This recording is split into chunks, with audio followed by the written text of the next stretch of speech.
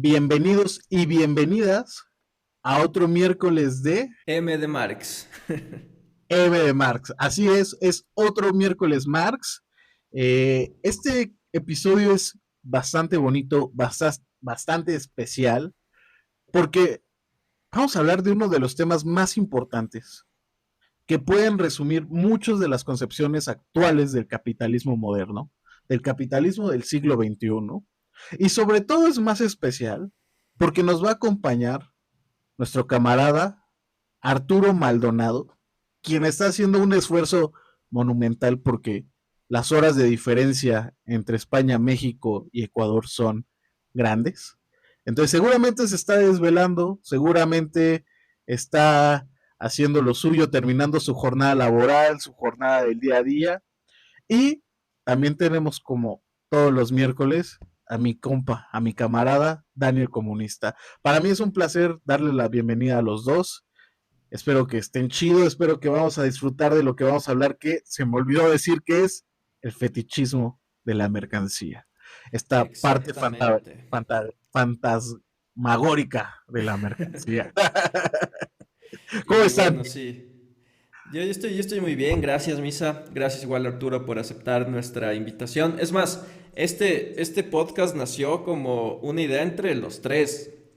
Bueno, una idea de Misa y éramos los tres al inicio, pero luego Arturo se creyó la divina papaya, así como es chileno, como vive en España y ya no quiso empezar con nosotros desde el principio, pero bueno, que se le tenemos como invitado. Entonces, Se le gracias, va a gracias pegar el Arturo. tercer mundo. Escapó del tercer mundo y ahora está ahí en nuestra querida España, nuestro país socialista España, bajo el PSOE. Entonces, bueno, nada. Arturo, ¿cómo estás? ¿Qué tal? Hola compañero, muy bien, acá en España, con frío, con un poco de frío, desde, es como dicen los conservadores de la madre patria.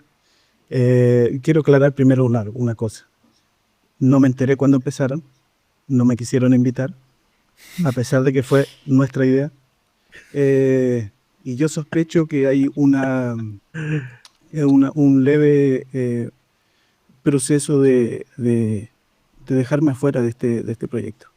Pero no importa, acá estoy y acá estaré porque les tengo mucho cariño y por ustedes me desvelaría y por este programa me desvelaría miles de noches.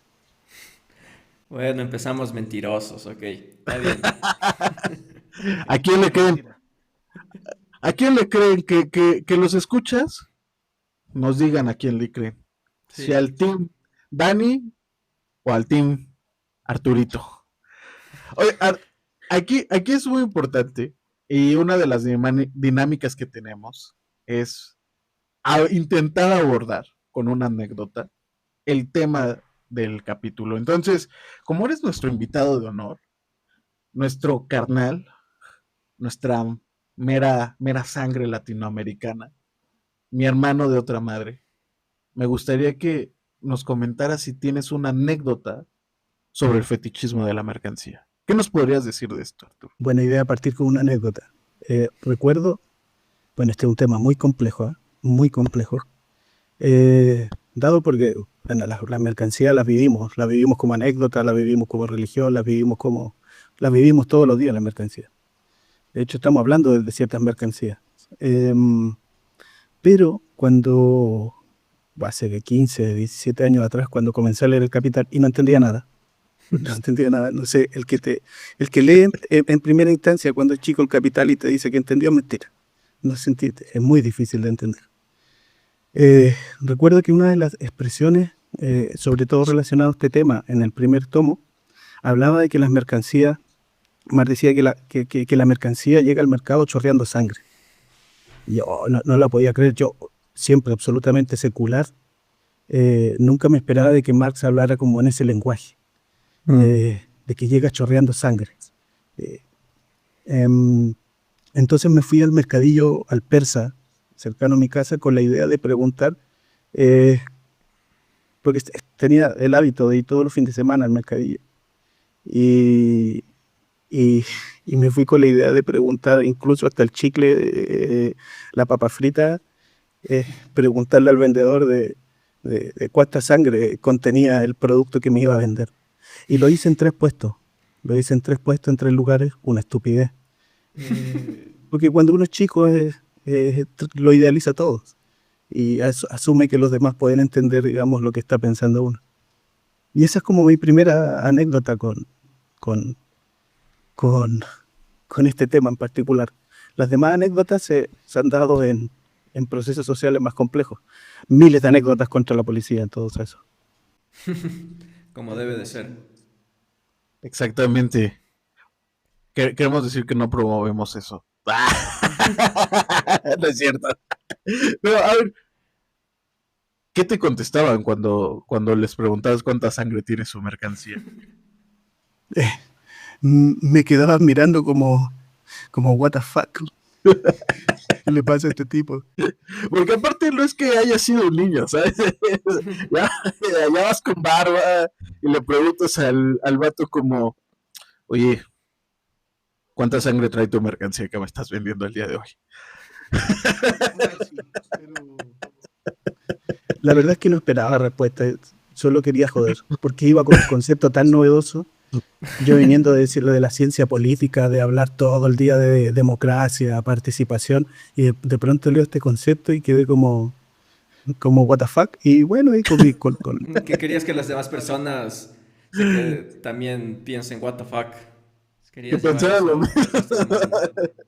son las formas que uno encuentra de generar conciencia colectiva. Eso sí, abrimos esa parte a preguntarnos por qué, ¿no? O sea, ¿qué pasa ahí?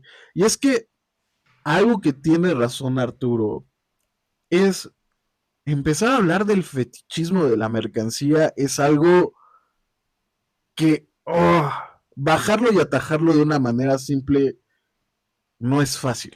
Es demasiado complicado, es demasiado darle vueltas tal vez al tema. Entonces vamos a hacer nuestro mejor esfuerzo porque quede simplificado, variable, pero no prometemos nada. Así que se viene, agárrense un cafecito, agárrense una cervecita o en este tráfico tal vez como es el habitual en la Ciudad de México, súbale un poquito el volumen y estemos concentrados en lo que se viene porque sí es un tema bastante abstracto, sí es un tema bastante complejo, pero afortunadamente hoy tenemos a Arturo y a Dani que nos van a ayudar a desenmascarar esto. Y con esto tendríamos que empezar, porque ya hablamos de la mercancía, ya hablamos sobre este trabajo socialmente necesario, ya hablamos sobre el valor y los componentes que también conforman la mercancía, pero ¿qué es el fetichismo? ¿Por qué es importante hablar de fetichismo? No sé, me gustaría empezar con Dani si tiene una pequeña aproximación y después pasarle la voz a Arturo. Claro que nos puedes interrumpir o nos podemos interrumpir, no pasa nada, esta es una conversación, pero entonces, ¿por qué es importante el fetichismo? ¿Para qué? ¿Te lo han preguntado, Dani, en los TikToks que haces, en YouTube que has hecho? No, la verdad es que yo he hablado del tema, pero no me lo han preguntado. Me parece que es un tema que no es muy conocido, incluso dentro del marxismo, sí, marxistas ya estudiados, sí, pero dentro de como una izquierda más normie, más normal, así como que no es algo que se conoce demasiado. Y creo que justamente es porque puede llegar a ser bastante complejo, se puede como que explicar de maneras bastante complejas, pero yo creo que sí hay formas de hacerlo mucho más entendible y aterrizarlo, que igual, o sea, ese es uno de los objetivos que debemos tener como divulgadores también, el poder hacer que temas complejos como el fetichismo, como la mercancía, como el valor, se logre entender para un público más amplio. Entonces, bueno, yo me disculpan, yo tengo mucho cerebro TikTok, entonces a veces lo pienso así y a veces tiendo a simplificar mucho algunos temas. pero ¿Qué es el cerebro de TikTok? es Yo un, también es me un quedé- cerebro que funciona como en solamente puedo pensar 2 minutos a la vez, lo que dura un TikTok, y solamente puedo pensar en términos que funcionarían para un TikTok, y mi cerebro está frito de atender algo por más de 15 minutos. No, no, no, eso no, pero sí tiendo como que a explicar cosas un poco, como si estuviera haciendo un maldito Un TikTok. TikTok. Exactamente. Entonces creo que eso es el cerebro TikTok. Bueno, así lo veo yo. Pero bueno, el fetichismo de la mercancía. Empezaría por decir que es una forma en la que Marx ve esta separación que hay entre la mercancía, entre el trabajo que estuvo detrás de la mercancía, entre los trabajadores que estuvieron detrás de la mercancía y también entre quien compra esa mercancía. Es como darle características místicas o mágicas a un objeto, que en realidad no las tiene, pero que el capitalismo tiende a darlas para justamente lo que hablábamos en el anterior episodio, esconder el trabajo que está detrás, esconder la explotación que está detrás. Y no sé, a ver, veamos tal vez un ejemplo, podríamos aterrizarlo de una manera más ejemplificada. No sé si a ti se te ocurre algo, Misael, de algo de fetichismo. A mí, las cosas es esta, y para abrirle y darle más rápido la palabra, así como la papa caliente, ¿no? Porque es difícil Sí, entrarle. yo ya te la pasé ya. Yo ya hablé Es lo que tenía que hablar. el fetichismo, creo que una parte necesaria de entender es como si la mercancía actuara por sí misma, si generara el valor por sí misma. Encubre muchas partes de las relaciones entre las personas, dentro de la sociedad contemporánea capitalista, y le daríamos como, es que la mercancía por sí sola vale, la mercancía por sí sola genera una forma de pensar, se le añade un valor intrínseco, como cuando, y me voy a atrever a dar un mensaje teológico, ¿no? Porque también hay una parte teológica en esta sobre cuando se adora un cordero de oro, ¿no? Se le está dando un peso abstracto y un valor fuera de sí, una representación fuera de sí a lo que viene siendo el producto del trabajo. Entonces, esa parte es muy importante porque empezamos a dimensionar que hay algo, hay categorías, pero hay un fenómeno específicamente que encubre, que pone eso, y le decía en un audio cuando hablaba con Arturo, que pone un manto sobre los ojos de las personas, que no nos dejan ver la realidad como se está presentando, sino una parte superficial. Es como si el mismo fetichismo nos cegara un tanto. Entonces, no sé, ¿tú qué piensas? Ahora yo te paso a ti la papa caliente, Arturo. ¿Qué piensas de esto? Bueno, pienso muchas cosas. El fetichismo me parece malo y eso. No, Siguiente pregunta. comentarles primero. Sí, no, ya no pasó la papa quemada, solo se la comió y ya no existe, ya la destruyó. Hablemos de otra cosa, no. Mire, la verdad, compañeros, es que es un tema muy complejo, porque en este caso, para hablar del fetiche, Marx trata de subvertir el orden de las categorías de Hegel, y eso no es fácil de ir comprendiendo. Esto de la doctrina de la esencia, del concepto y del ser. Eh, Desde ahí parte, digamos, el análisis. Pero a mí me gusta mucho la labor de ustedes y su metodología. Yo creo que es la correcta. Por ahí en Latinoamérica, en los años 70, la educación popular trata de develar todos estos procesos y estos conceptos desde la pedagogía comunitaria, desde los procesos cotidianos de los movimientos sociales y históricos. Pero bueno, el tema, siendo muy complejo, tiene que ver con gran parte de lo que habla Misael, que es comenzar a hablar de lo que es real y lo que es aparente. Eh, lo real es cómo nos llega, por ejemplo, una mercancía a nuestras manos, cómo lo compramos, el precio contenido en ella. Pero en esas mercancías, eh, Marx habla de que existe una negación que está previo a todo el proceso de producción de esa mercancía. El fetiche en ese sentido trata de negar el trabajo que está contenido en el producto que nosotros compramos, que nosotros adquirimos, que nosotros intercambiamos. Esa relación social es de absoluta dominación, dominación del trabajador. Y al negarla, se produce un fenómeno que Hinkelhammer, por ejemplo, un gran pensador europeo pero latino, se basa en la fe hacia a lo que produce el capitalismo, que eso va muy en sintonía con lo que decía Misael. ¿Qué tenemos que hacer para que la mercancía que nos llega a nuestras manos no nos produzca, por ejemplo, el dilema ético de que todo el trabajo humano que está implícito en esa mercancía no nos genere una contradicción mental de decir, esto, por ejemplo, un celular, un móvil, como le dicen los españoles, es muy españolizado, pagar el móvil, lo producen niños en África, lo producen niños en condiciones de explotación que se vienen repitiendo desde siglos, desde la colonización. Entonces, lamentablemente, el celular tiene esa condición implícita al momento de que la compramos. Y que de seguro, si nosotros como sociedad, como individuos, supiéramos lo que está contenido en el celular, nos produciría esa contradicción de decir, hoy estoy comprando algo que tiene trabajo de niños.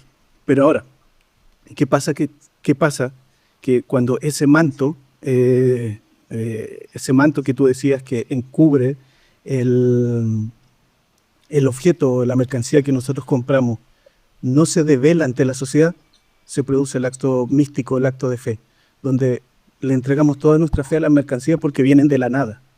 Entonces, la labor del fetichismo en ese sentido, o la definición, digamos, inicial o muy básica, es el momento en que todo el trabajo acumulado en una mercancía se encubre y se naturaliza. Eso es muy importante. El contenido que aparece, o sea, que no aparece en las mercancías, se hace mágico. No hay sufrimiento en la mercancía. Yo estoy comprando algo que no tiene sufrimiento humano. Por tanto, es legítimo comprarlo y es legítimo que existan las relaciones capitalistas. Entonces, principalmente el fetiche o el fetichismo de la mercancía, teniendo claro ya lo que son las mercancías, ustedes lo explicaron en el capítulo pasado, vale preguntarnos y que como sociedad, como individuos, como movimientos políticos, y que esto que yo creo que quedó muy al debe en el siglo XX, sobre todo en los socialismos reales, es que qué está contenido, qué está presupuesto en el modo en que se produce esa mercancía. Ya no solo en la mercancía, sino en el modo en que se produce. Creo que la respuesta a eso nos va a abrir un campo muy significativo, sobre todo para observar el capitalismo en su nivel, en su fase neoliberal contemporánea.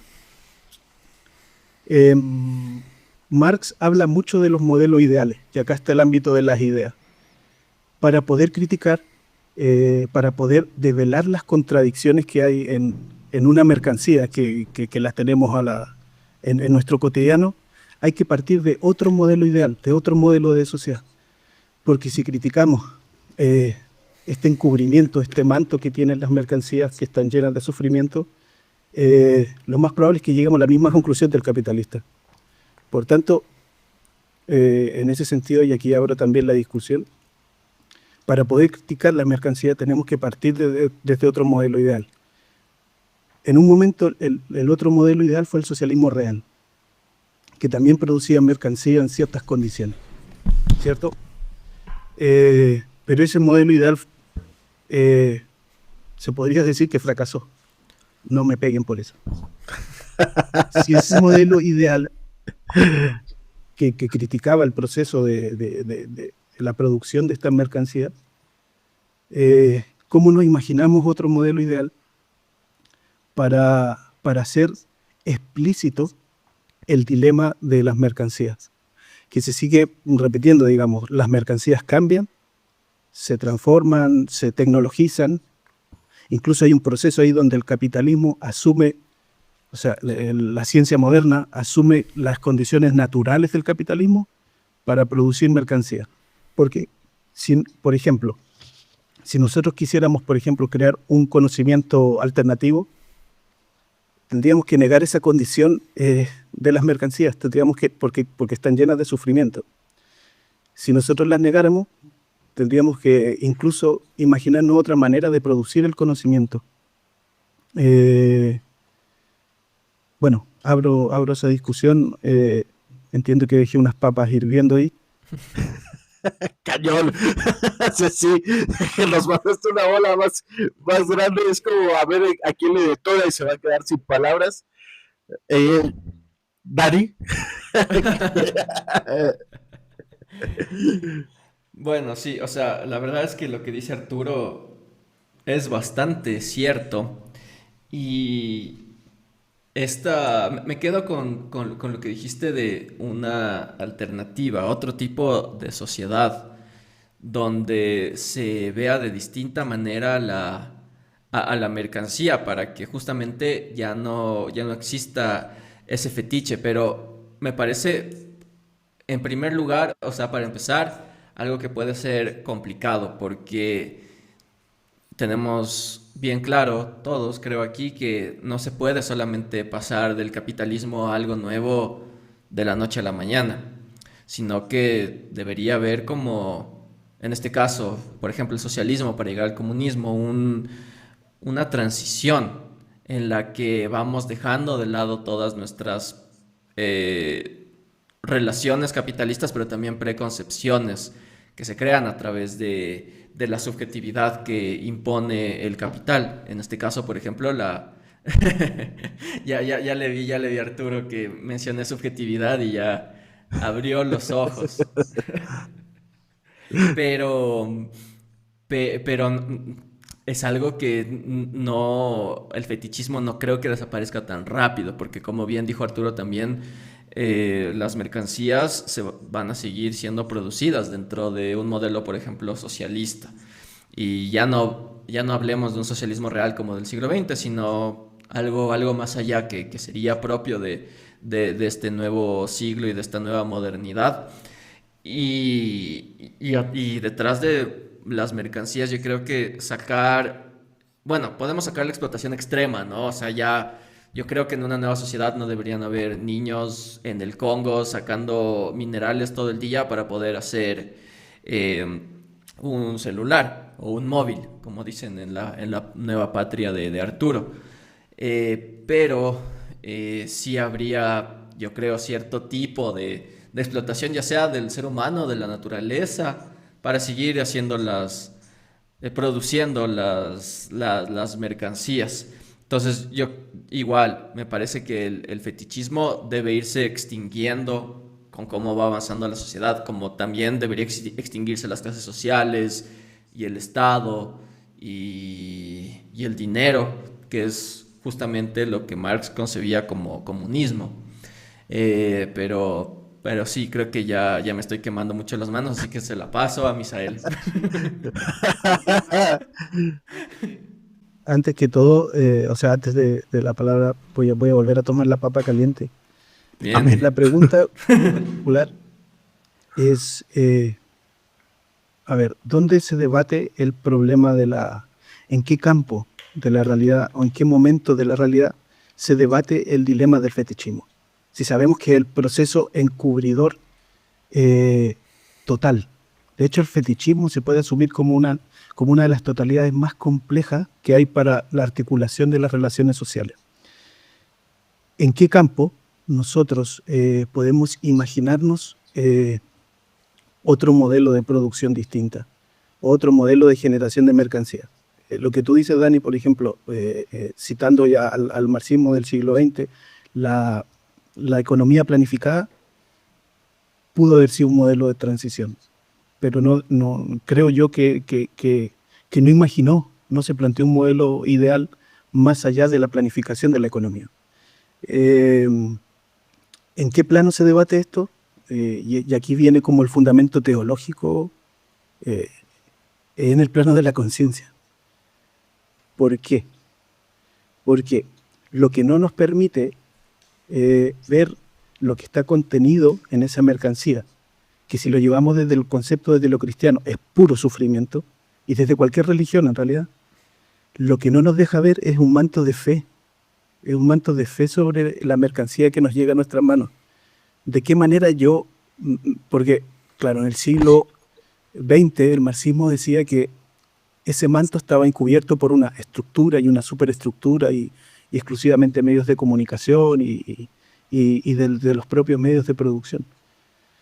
Pero ya avanzado el siglo XX, ya entrando a nuestra etapa más contemporánea, Hinkelhammer habla del manto de fe, que no es solamente un modelo ideológico, porque está en el plano de la conciencia, y Semmelmann lo plantea en el ámbito de la conciencia histórica del sujeto específicamente, o sea, de las personas, de nosotros, del desarrollo de nuestra historia, de nuestros abuelos, de todos los sujetos de clase trabajadora o los sujetos populares.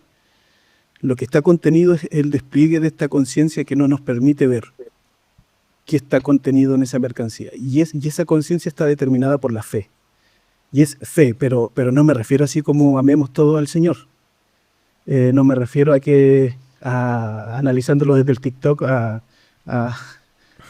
échale ganas, Señor, dame fuerza. Sino Pobre es pobre porque quiere. Claro, está por ahí va.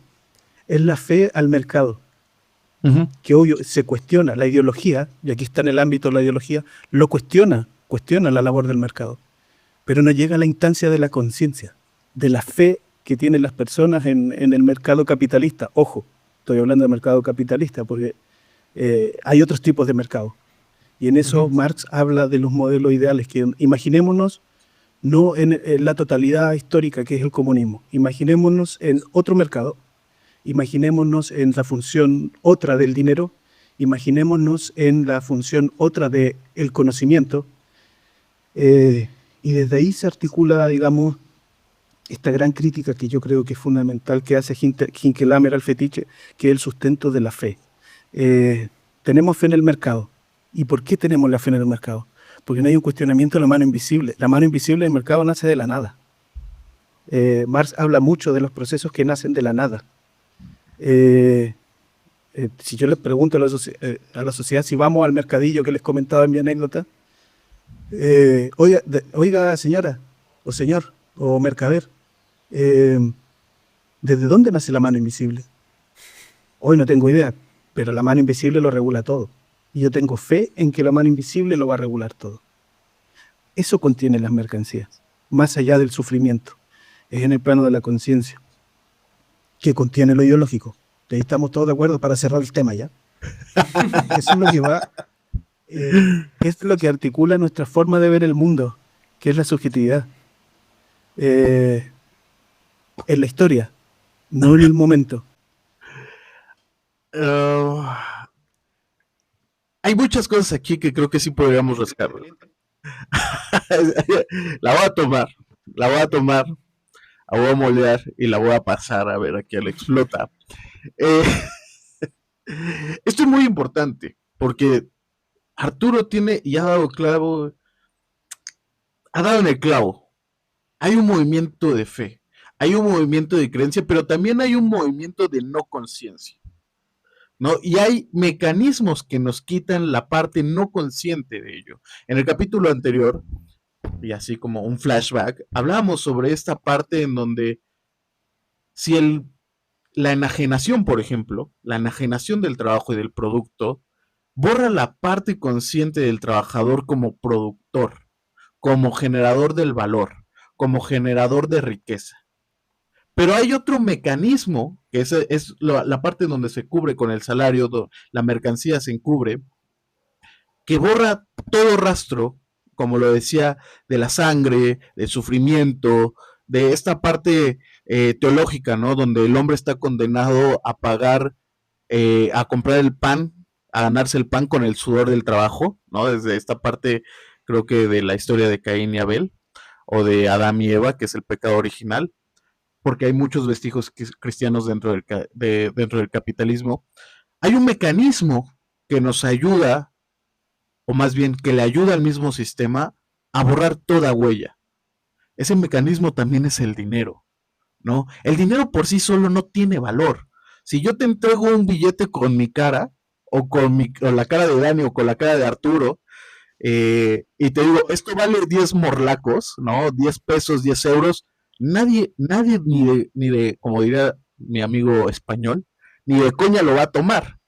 No se va a tomar, no va a haber nada. Pero, ¿por qué aceptamos euros, soles o pesos mexicanos? ¿Por qué es eso? Porque hay un acto de fe, de confianza. Y en el dinero, en esa transferencia de yo te estoy dando lo que parece justo, por sea un iPhone, un micrófono, una playera, estamos borrando todo vestigio del trabajo que hubo detrás de ahí. Detrás de eso puede ser, inclusive hasta los diamantes, ¿no? Que ya hay unos que te garantizan como, este diamante es libre de sangre, de proceso, o cosméticos de crueldad animal. No hay esa parte ya no nos, como consumidores, como alienados, como procesos y sujetos de esta misma subjetividad o ideología, ¿no? Ya no hay un cuestionamiento porque el fetichismo nos hace pensar que todo está determinado de manera natural.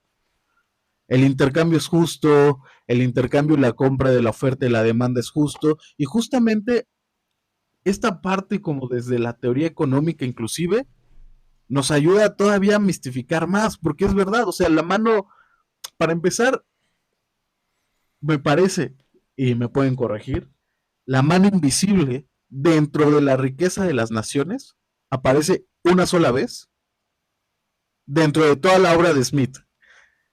Y es un poco del proceso de proteccionismo de la industria naviera de la Inglaterra, y no de, es que el mercado va a repartir, ¿no? De manera más eficiente para todos, es la única manera en la que se puede proponer que todos tengamos acceso y bienestar, ¿no? Porque eso es la economía, desde la economía vulgar, lo que se dice desde los neoclásicos y clásicos, que es la benevolencia del otro, lo que nos va a ayudar al progreso humano.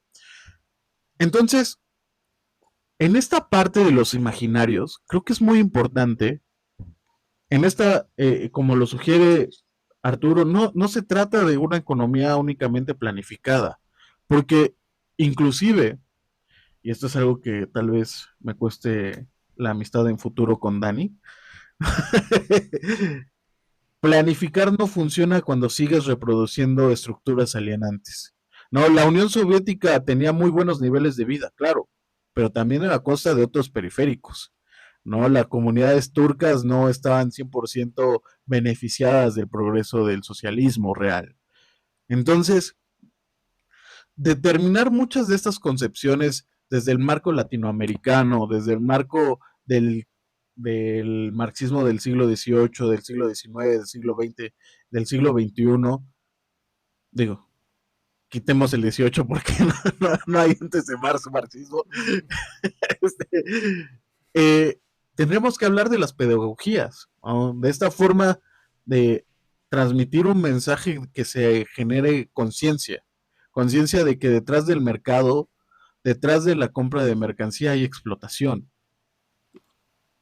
Dale, ya ahora paso la papa complejizando eso. Dale, Arturo. Yo creo que diste en esclavo para entender cómo funciona la ideología, no bien la conciencia, pero cómo funciona la ideología. El capital, en general el capitalismo, el capital es parte del capitalismo, lo pervierte todo. Lo pervierte el fetiche, la forma de pervertirlo todo. Y una de sus grandes perversiones es la ideología con que se reproduce. Y se produce en el tiempo. Esto que tú decías de Starbucks utiliza o le compra a comunidades justas el café, y por eso te lo vendo más caro, porque hay un concepto de justicia que nadie sabe cuál es, eh, y te lo vendo más caro y le doy otro valor a la mercancía. Ahora, aunque sea una cooperativa en Colombia, no se sabe cómo están produciendo ese café, aunque sea bajo ese concepto de justicia. Ahora, eso nos lleva a otro tema. ¿Qué es lo que permite que esta ideología perversa se reproduzca? Y lo dice Marx específicamente en las primeras páginas del tomo 1. Es la condición jurídica, es la justificación jurídica para, para, para que esto se vaya reproduciendo. El mercado como totalidad, para mí no hay nada más autoritario que el mercado neoliberal. En general se pueden hacer leyes de ciertas libertades, pero la libertad máxima está determinada por el mercado. Y si vamos a nuestro método que intuyo que es como el que compartimos entre los tres, bueno, sé porque lo hemos hablado, que es la historia, es la historia del sujeto trabajador popular. Todos sus procesos han estado determinados, todo el proceso de autonomía de las personas han estado determinados por el mercado en sus distintas fases. En la época, ahí tu economista me puede ayudar, en la época fordista era una determinación del mercado, en la fase keynesiana era una determinación, y ahora en la fase neoliberal tiene otra determinación. El mercado funciona como una totalidad y la mercancía encubre eso, como un totalitarismo, perdón. Y ahí se da una perversión demasiado compleja porque, claro, el mercado termina siendo un proceso religioso en la tierra. Marx planteaba, cuando hablaba de la doctrina del concepto en Hegel, y Hegel decía que la doctrina del concepto, el fin último del ser humano era Dios, pero el Dios celestial. Entonces Marx invierte eso y dice, no, ahí está el gran fetiche, el gran fetiche, el concepto, o sea, el fin último del ser humano está determinado por los dioses terrestres, no por los dioses celestiales. Los dioses celestiales, dejémoslo para alguna conversación en un café, en un asado, en otro momento. Ese no es el tema. El tema son los dioses terrestres, el dios mercado, el dios dinero, que habla Hinckelammer en un texto que podemos conversar en otro capítulo, si es que me invitan.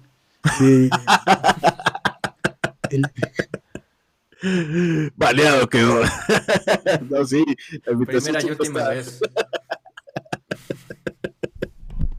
El dios dinero, perdón, Arturo, es que me mató. Tiré un palo. Entonces, en ese sentido, el capitalismo opera, o la totalidad del mercado opera como una fuerza mística, capaz de darnos un contenido religioso que no nos damos cuenta. Y ahí está la verdadera función del fetichismo. Porque el fetichismo aplica incluso a la política. Es cuando hablaba Dussel del fetichismo de la política. Y se preguntaba, ¿cuál es el fin último de la política? El fin último de la política es la reproducción de la vida. Es decir, que si yo voy al mercado, el fin último de la política es que el sujeto quede subordinado a las ganancias, que el sujeto quede subordinado a la mercancía. Entonces, creo que esas discusiones podríamos ir dando. Y en ese sentido, como yo veo que nuestros procesos de praxis, de lucha y de análisis y de generación de conocimiento tiene que estar esta categoría, esta totalidad. Si yo estudio, por ejemplo, los movimientos sociales, tengo que partir desde esa realidad, porque esa es la realidad, aquella. Es como el mercado articula las necesidades de los sujetos, los totaliza, los manda, los ordena, genera poder. Y en ese sentido hay una cita que yo les quiero comentar de Hinckelammer, que la extrae de Marx, que habla de que el fetiche es el poder real. Estamos acostumbrados a hablar de que cuando nos dicen, no, que el poder está en las sombras, en los que tienen más dinero, en las corporaciones. Lo que reproducen esas corporaciones o transnacionales es un fetiche, que es un poder real. Y el poder real surge en el mundo de las mercancías y se reproduce en el pensamiento humano. Y ahí está la conciencia. Ahí está la conciencia que hemos ido abordando. Y esa reproducción del pensamiento humano tiene una trayectoria histórica que es muy compleja, pero que la vivimos en el día a día. Claro. Algo aquí muy importante justamente. Yo soy una persona que se ha hecho tatuajes y ustedes lo han visto, ¿no? No tengo muchos, pero uno de mis tatuajes favoritos es justamente que se trata en determinar que el capital es una deidad dentro de la manera en que nos articulamos. Y no puede ser que somos o no conscientes y un cambio en uno, una conciencia en uno es marginal, porque finalmente se reproduce en toda la sociedad global. No, en esa parte de que el capitalismo es una unidad global y que se ha acentuado, como tú lo mencionas, desde el neoliberalismo, que va llevado de la mano, es muy importante, pero también hay una parte, aparte del dinero, aparte de esta aceptación de fe, también hay una parte que es importante y lo mencionábamos y lo podemos recalcar con Starbucks, ¿no? Esos cilindros para llevar, como el estatus. El estatus también es algo que se da dentro de esta manera de subordinarse frente al dinero de manera no consciente, ¿no? El estatus es de esa manera de meterse dentro de la lógica del dinero como esta entidad máxima y de naturalizar eso. ¿Por qué no tenemos un iPhone, no? Uno de los TikToks más importantes de Dani, con el que dije, este compa es muy chido, cuando le dicen como, si tú eres comunista, ¿por qué tienes un iPhone, no? Se borra todo ese vestigio por del trabajo, del avance tecnológico, de la capacidad humana, por una manzana, que parecería que no está determinada, ni tendría por qué estar encaminada al consumo de ciertas personas con ingresos, de ciertas personas con ideologías, sino únicamente al estatus de las personas que creen en el libre mercado, ¿no? En el progreso a través del capitalista. Y otra cosa que aquí creo que Dani también nos podría decir es, porque él tiene cerebro de TikTok, y él sabe muy bien cómo funciona, es el algoritmo. Parece que se nos presenta una dinámica natural de lo que consumimos dentro de las redes, pero hay algo que las alimenta, ¿no? ¿Qué dirías de todo esto, Dani? ¿Qué dirías? O sea, válgame, mamá mía, o sea, como nos hemos aventado casi 41 minutos de decir mucho, mucho, y ahora te toca la papa a ti. Bueno, sí, yo quisiera retomar lo del algoritmo, porque, bueno, sobre todo yo monetizo mi contenido en un par de plataformas y una de ellas es YouTube. Y en YouTube es donde más podrías llegar a ganar, pero también es donde el algoritmo es mucho más... actúa de manera más errática, no sabes, es más impredecible, no sabes con qué puede salir, no sabes qué tal, o sea, puedes tú hacer un video que dices, wow, este video está súper chévere, me gustó, estoy muy orgulloso de él, creo que va a pegar mucho, y luego puede no llegar a nadie. Y, no sé, luego haces otro video en el que no le pones muchas ganas, no le pones mucha... o sea, mucha cabeza ni nada. Dices, bueno, este video le ha de ir normal o medio mal, y ese video explota. Entonces, algo que yo me he metido mucho en círculos de gente que hace videos de YouTube y tal, y algo que se repite una y otra vez es esto de que ojalá con este video podamos hacer que el dios del algoritmo esté tranquilo, sea una buena ofrenda para que lo lleve a otras personas y otras personas lo puedan ver. Entonces, aquí está otra vez volviendo a lo de los dioses. El algoritmo, en este caso, puede llegar a ser una deidad.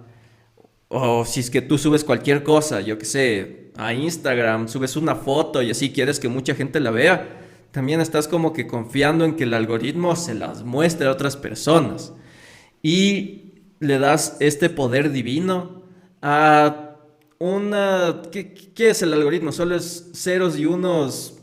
Hay un código que ni siquiera sabemos bien cómo funciona, pero que fue programado por alguien ahí en Silicon Valley, en California, y ahora mucho de la gente, por ejemplo, que vive de las redes sociales, el vivir nuestro día a día depende mucho también del algoritmo, que algo que ni siquiera entendemos bien al fondo, porque si entenderíamos el algoritmo, podríamos vender la clave del éxito en redes sociales y todos podrían como que ser súper exitosos subiendo videos y tal, pero no lo entendemos. Y creo que una de las formas en las que estas grandes compañías de tecnología, ya sea Meta, ya sea Google, TikTok, tienen más ganancia, es siempre cambiando el algoritmo y ocultando cómo funciona.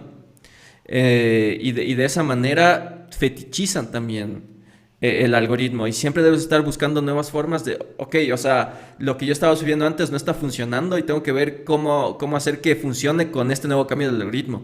Y el algoritmo está cambiando constantemente. Muchas veces para mejorar, pero otras veces también yo creo que es para ocultar cómo funciona de verdad y ocultar esa llave del éxito, y que la gente no como que siga subiendo videos, siga intentando un montón de cosas. Y eso también ya hablábamos en el anterior episodio, que en las redes sociales el subir fotos, ni siquiera con intereses de monetizar, el subir fotos, el subir videos, el subir historias con algo que nos gustó, también, aparte de alimentar el algoritmo, da ganancias a estas grandes compañías.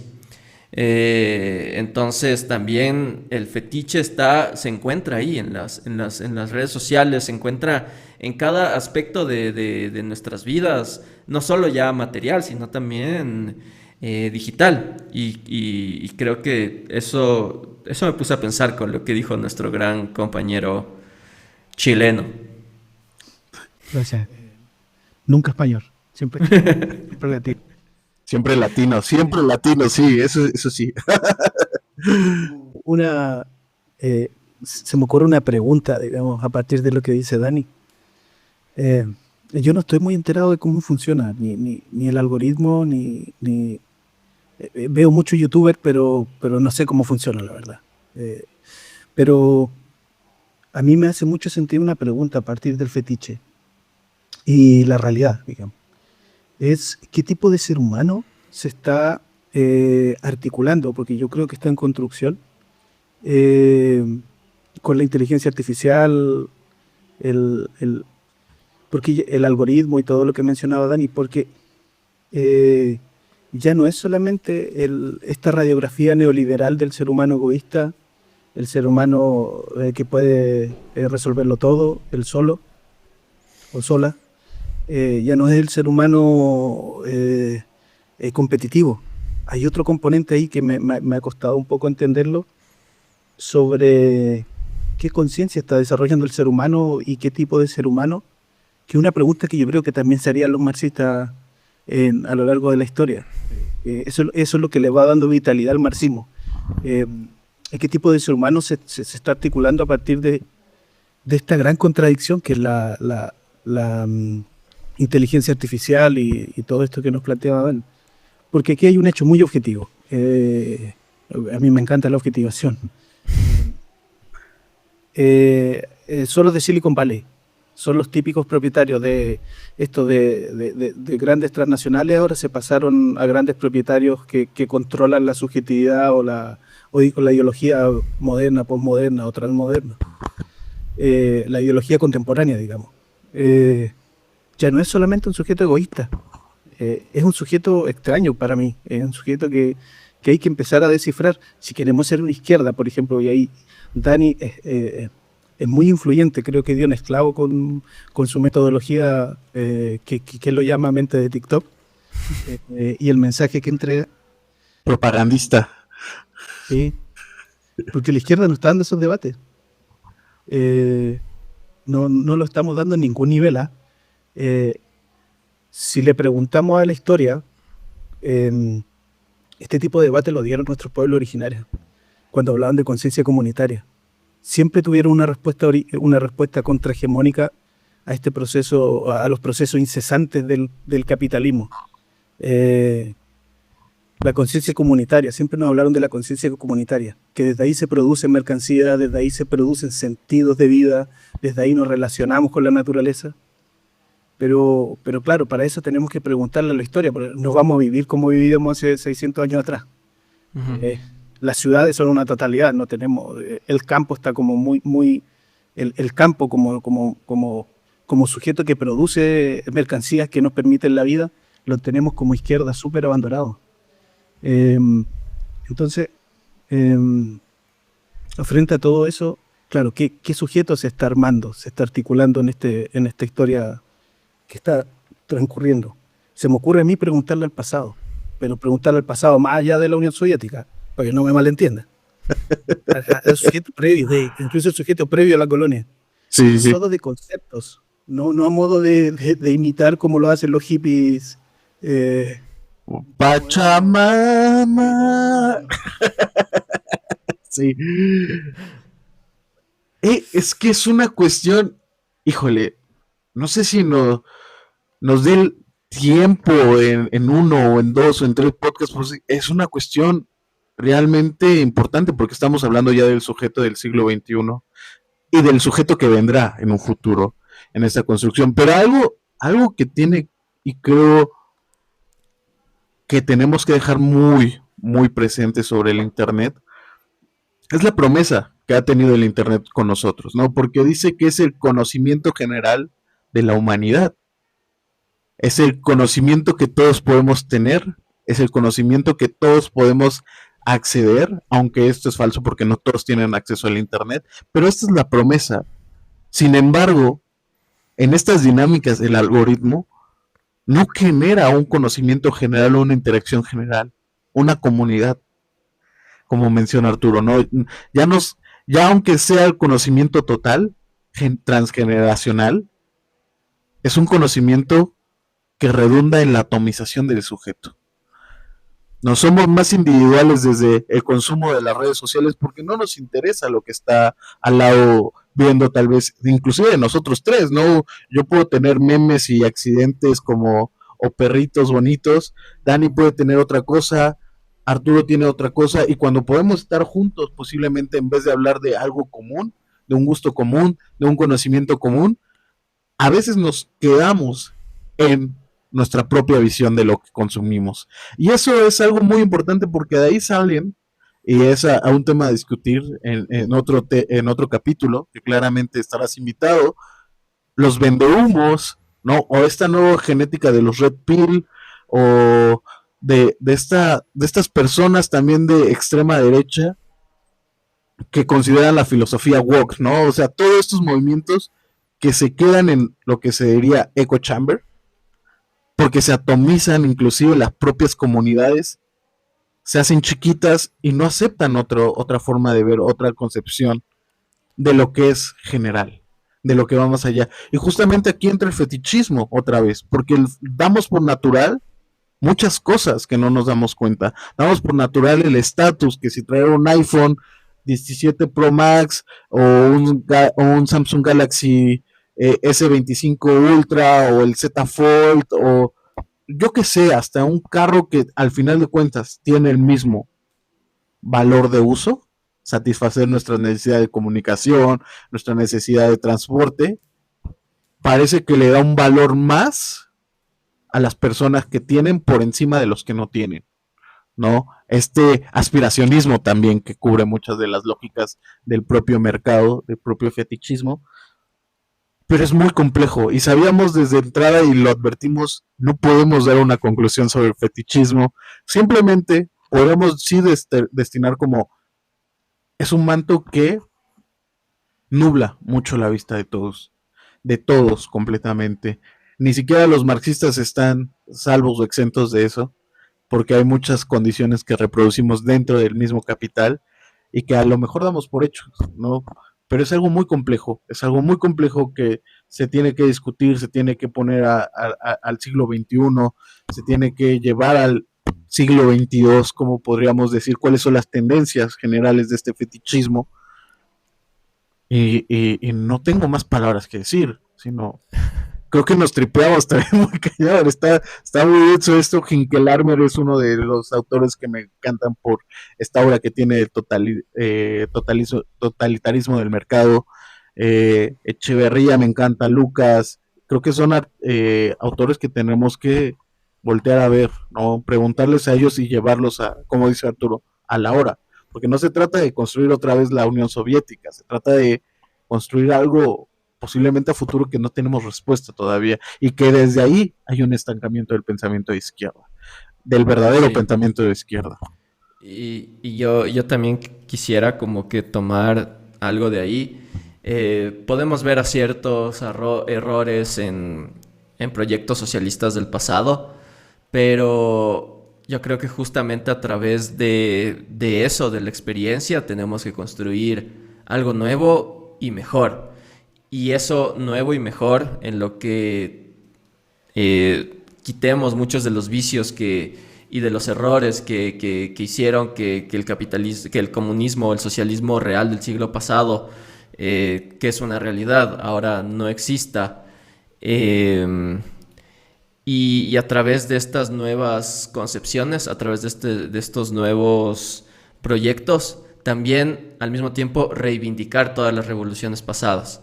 Porque con una nueva revolución, con una nueva sociedad que nos haga ir más allá y progresar de verdad, las reivindicamos al darnos cuenta de qué funcionó de eso y tomar eso y construir algo nuevo. Entonces yo sí creo que la nueva revolución, lo que venga después, va a reivindicar también a todas las revoluciones que funcionaron, que no funcionaron, que fallaron, que no fallaron.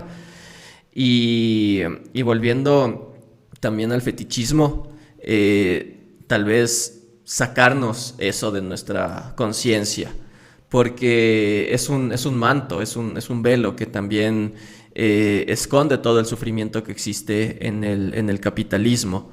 Y no digo que una sociedad nueva no va a existir sufrimiento, creo que siempre va a haber, pero no creo que ya va a ser necesario esconderlo para poder llevar a cabo nuestra vida diaria. Porque el fetichismo, una de las también de la utilidad del fetichismo en el capitalismo es poder seguir trabajando y poder seguir viviendo el día a día, porque creo que sin eso en nuestra conciencia, mucha gente solo caería en el nihilismo y no quisiera hacer nada y no sería productiva, y el capitalismo necesita gente productiva. Y debemos de verdad crear una sociedad donde no sea necesario fetichizar las cosas y ponerle un velo de divinidad a cosas que son materiales, físicas, que no tienen nada de divinidad. Eso, creo que con eso podemos también ir cerrando un poco todo esto. No sé si Arturo tienes algo ya para terminar. ¿Con qué podríamos cerrar? Danos de tu sabiduría. Haznos tomar de tu fuente. Eso estuvo extraño. Sí, bastante. Ya está saliendo todo nuestro homoerotismo que queríamos Ocultar. mantenerlo oculto. Que queríamos tenerlo bajo un velo, Dali. Ya nada, siempre al final sale. Yo siempre quiero tomar de la fuente de Arturo.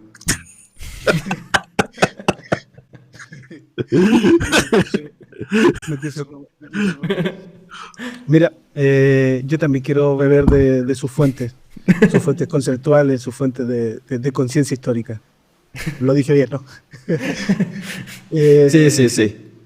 Miren, compañeros, yo creo que alentar a los sujetos que se asumen como de izquierda, de lo que llamaba Gramsci intelectuales orgánicos, así como te veo muy en tu rol, Dani, el paso para develar el manto o la religión terrenal del mercado es muy complejo.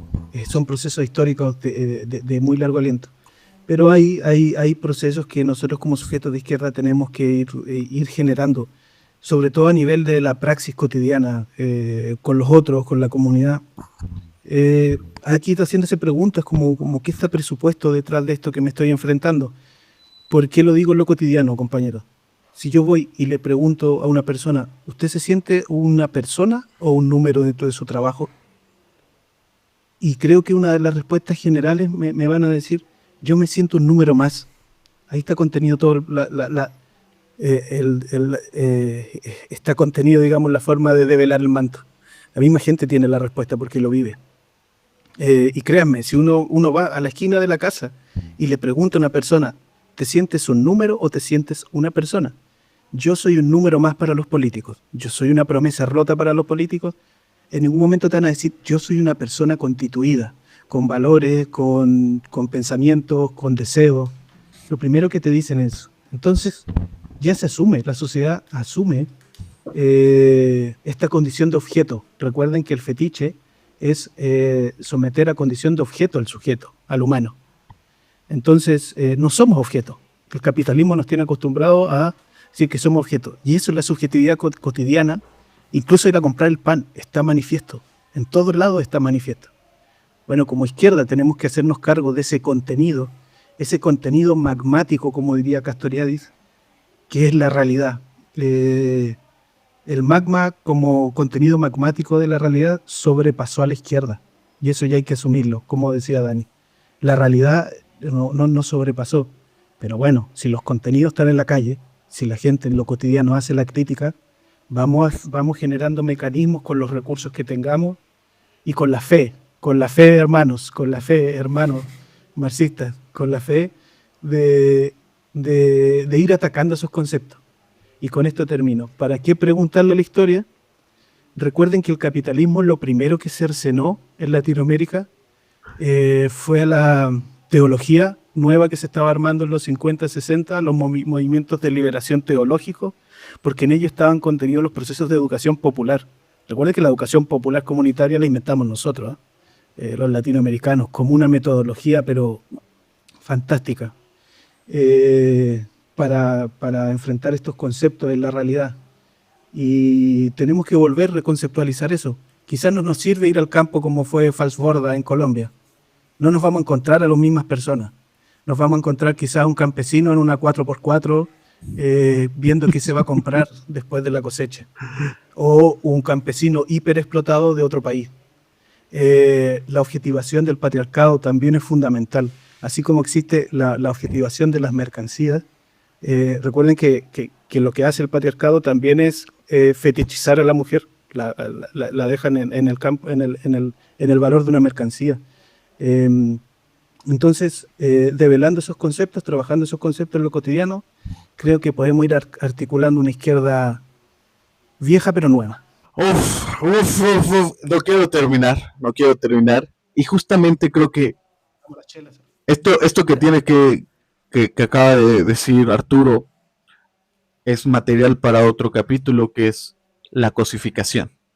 La cosificación es algo fundamental para atender también el fetichismo, es algo que se tiene que abordar, es algo que explica mucho también de por qué nos podemos sentir un voto más, una cifra más, ¿no? Y al final de cuentas dice un poema como, no queremos cifras, queremos nombres, queremos identidad, queremos ser, queremos esa constitución del sujeto en un mundo en donde posiblemente no tendría que existir la subordinación del uno por el otro, ¿no? Del hombre por el hombre. Es un capítulo bastante prometedor. Creo que tendrías que estar aquí de manera forzada, sí o sí. Y justamente creo que hemos hecho un gran trabajo ahorita en cuanto a la forma de pensar. Estoy muy seco, estoy muy drenado. Y con eso, hablar de ese manto y descubrirlo y desmontarlo es una de las necesidades que tenemos actualmente como sociedad dentro de la modernidad, dentro del capitalismo. Y para eso tenemos que hablar Marx, ¿no? Hablemos Marx de ello, hablemos cada vez más de esto y hay que hacerlo llegar.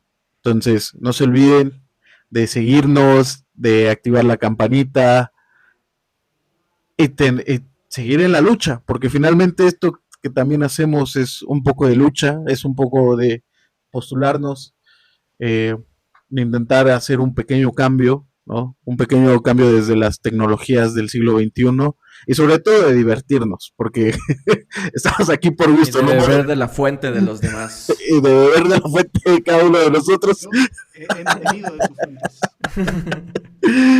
Entonces, no se olviden que cada miércoles tenemos un episodio más. Estoy muy contento y muy agradecido de ver a Arturo aquí. Es creo que una pieza que también hacía falta y esperamos que esté de manera más seguida. Dani, también siempre ha sido un placer y siempre será un placer. Y pues bueno, Les dejamos con este gran capítulo, este gran episodio. No se olviden de sintonizarnos el próximo miércoles con M de Marx. Hasta la próxima. Les desea la fuente de los deseos. Gracias. Nos vemos la próxima. Chao. Chao. Gracias, Besos. Arturo. Besos Mua, a todos. besitos.